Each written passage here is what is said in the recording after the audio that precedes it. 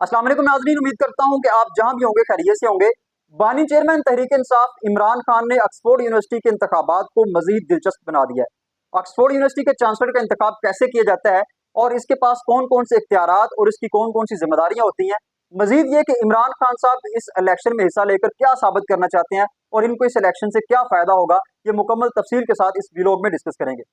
नाज़रीन कराम, पाकिस्तान की सियासत और पाकिस्तान के इंतखाबात की तरह अब बानी चेयरमैन तहरीक इंसाफ इमरान खान ने ऑक्सफोर्ड यूनिवर्सिटी के इंतखाबात को भी दिलचस्प बना दिया है और अब पूरी दुनिया की नजरें इन इंतखाबात के ऊपर लग चुकी हैं। इससे कबल पूरी दुनिया में पाकिस्तान का इलेक्शन डिस्कस हो रहा था और उसकी वजह भी इमरान खान साहब थे, और अब ऑक्सफोर्ड यूनिवर्सिटी का इलेक्शन पूरी दुनिया में डिस्कस हो रहा है और इसकी वजह भी इमरान खान साहब है। ऑक्सफोर्ड यूनिवर्सिटी के चांसलर को 10 साल के लिए मुंतखब किया जाता है और ये एक एजाजी ओहदा होता है, यानी इसमें किसी किस्म की तनख्वाह और मराआत नहीं होती। यही वजह है कि ऑक्सफोर्ड यूनिवर्सिटी के चांसलर को ज्यादा जिम्मेदारियां भी नहीं दी जाती।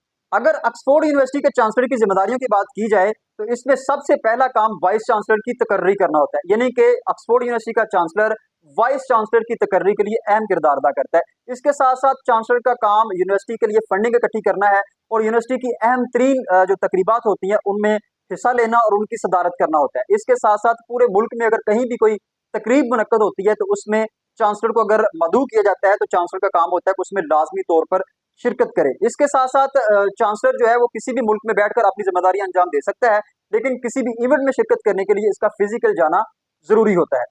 और इन तकरीबात में जाने के लिए तमाम तरह जो सफरी अखराजात होते हैं वो यूनिवर्सिटी के जिम्मे होते हैं और उनको यूनिवर्सिटी मुकम्मल तौर पर अदा करने की पाबंद होती है। और अगर ऑक्सफोर्ड यूनिवर्सिटी के इंतखाबात में हिस्सा लेने की बात की जाए तो ये तारीख में पहली दफा हुआ है कि कोई भी इसमें ऑनलाइन जो है वो शिरकत कर सकता है। वोटिंग भी इसमें ऑनलाइन होगी और तमाम तर जो उम्मीदवार है वो भी अपने कागजात नामजदगी भी जो है वो ऑनलाइन जमा करवाएंगे। इमरान खान साहब अपने कागजात नामजदगी जमा करवा चुके हैं, अब उन कागजात की जांच पड़ताल होना बाकी है। ये हम आपको ये भी बताते चले कि पाकिस्तान में जो इमरान खान साहब के सियासी हरीफ हैं वो ये नहीं चाहते कि इमरान खान साहब किसी भी सूरत में इस इलेक्शन का हिस्सा बने। यही वजह है कि लंदन के अंदर मुख्तलिफ किस्म के राब्ते हो रहे हैं और खास तौर पर पाकिस्तान मुस्लिम लीग नून के मुख्तलिफ रहनुमा और पाकिस्तान पीपल्स पार्टी के मुख्तलिफ रहनुमा जो है वो राब्ते कर रहे हैं कि किसी ना किसी तरीके से इमरान खान साहब की इस शिरकत को जो है वो रोका जाए और इमरान खान साहब इस इलेक्शन में हिस्सा ना ले सकें। बहरहाल इसमें वो हिस्सा ले सकेंगे या नहीं ये तो कागजात की जांच पड़ताल के बाद ही पता चलेगा।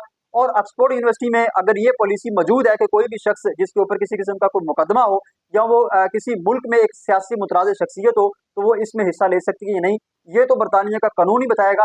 लेकिन अगर इमरान खान साहब इसमें हिस्सा ले लेते हैं और वो कामयाब भी हो जाते हैं और डेफिनेटली इसमें जो सियासी तजियाकार है उनका ये ख्याल है कि इमरान खान साहब काफ़ी हद तक इसमें कामयाब हो जाएंगे, क्योंकि इमरान खान साहब एक फेमस पर्सनैलिटी हैं और इसी तरह की पर्सनैलिटी जो है वो ऑक्सफोर्ड यूनिवर्सिटी को चाहिए जो कि उनके एम्बेसडर के तौर पर काम करे। चूंकि ऑक्सफोर्ड यूनिवर्सिटी का जो चांसलर है वो बुनियादी तौर पर सफीर होता है उस यूनिवर्सिटी का और उसका एम्बेसडर भी होता है और वो बैन अवी और नेशनल सतह पर यूनिवर्सिटी की जो है वो नुमाइंदगी भी करता है। ये उसकी अहम तरीन जिम्मेदारियों में शामिल होता है। अगर हम बात करें उन शख्सियात की जो कि ऑक्सफोर्ड यूनिवर्सिटी का जो है वो दुर्रा इम्तियाज रही हैं तो उनमें पाकिस्तान की 5 शख्सियात शामिल हैं, जिनमें से एक बानी चेयरमैन तहरीक इंसाफ इमरान खान साहब शामिल है। दीगर शख्सियात की बात करें तो इसमें सबसे पहले नंबर पर पाकिस्तान के साबिक वज़ीर-ए-आज़म और सबसे पहले वज़ीर-ए-आज़म लियाकत अली खान साहब का नाम आता है और उसके बाद जुल्फ़िकार अली भुट्टो साहब और उसके साथ साथ बेनज़ीर भुट्टो साहबा भी जो है वो ऑक्सफोर्ड यूनिवर्सिटी के लिए एक एम्बेसडर के तौर पर काम कर चुकी हैं। और चौथे नंबर पर अवैस लगारी साहब और 5वें नंबर पर बानी चेयरमैन तहरीक इंसाफ इमरान खान साहब हैं, जो कि ऑक्सफोर्ड यूनिवर्सिटी के लिए पहले भी खिदमत अंजाम दे चुके हैं। यहाँ से इन्होंने तालीम हासिल की और बाद में पूरी दुनिया में ऑक्सफोर्ड यूनिवर्सिटी का जो है वो नाम बुलंद किया। इस वक्त इमरान खान साहब पूरी दुनिया के लिए एक ब्रांड बन चुके हैं और सियासी तजियाकारों के मुताबिक अगर उनके कागजात के ऊपर किसी किस्म की कोई एलिगेशन नहीं लगता या उनकी शख्सियत के ऊपर एलिगेशन नहीं लगता या उसमें कोई पाकिस्तानी इंटरफेरेंस नहीं होती तो इमरान खान साहब मुमकिन चांसलर होंगे ऑक्सफोर्ड यूनिवर्सिटी के। अब यहाँ दूसरा सवाल यह है कि अगर इमरान खान साहब चांसलर के लिए मुंतखब हो जाते हैं तो इमरान खान साहब को इसके लिए क्या फायदा होगा। इसका सबसे पहला फायदा तो ये होगा कि इमरान खान साहब को वहां तकरीब हलफ बर्दारी में शिरकत करने के लिए लंदन जाना पड़ेगा और अगर वो नहीं जाते तो इससे पाकिस्तान के जो सफारती ताल्लुकात हैं वो असरअंदाज हो सकते हैं। ये सियासी तजियाकारों के मुताबिक अगर इमरान खान साहब वहां नहीं जाएंगे तो बैन अवी तौर पर भी पाकिस्तान का जो एक गलत असर जाएगा। और बाद सियासी तजियाकार ये भी कहते हैं कि अगर इमरान खान साहब नहीं भी जाते तो इससे कोई खास सफारती ताल्लुकात में फर्क नहीं पड़ेगा। खास तौर पर पाकिस्तान और बरतानिया के जो सफारती ताल्लुकात हैं वो इससे पहले बहुत ज्यादा बेहतर है और अगर इमरान खान साहब नहीं भी जाते तो इससे कोई फर्क नहीं पड़ेगा। तो ये थी अब तक की अपडेट्स जो हमने आपके साथ शेयर की। आखिर में ये बात आपको तस्लीम करनी पड़ेगी कि अब पाकिस्तान के इलेक्शन की तरह ऑक्सफोर्ड यूनिवर्सिटी के इलेक्शन भी मजीद दिलचस्प हो चुके हैं और एक हाइप क्रिएट हो चुकी है, और इसकी वजह सिर्फ और सिर्फ बानी चेयरमैन तहरीक इंसाफ इमरान खान साहब हैं। एक नई स्टोरी के साथ आपकी खिदमत में दोबारा हाजिर होंगे, तब तक के लिए इजाजत दीजिए। अल्लाह हाफिज।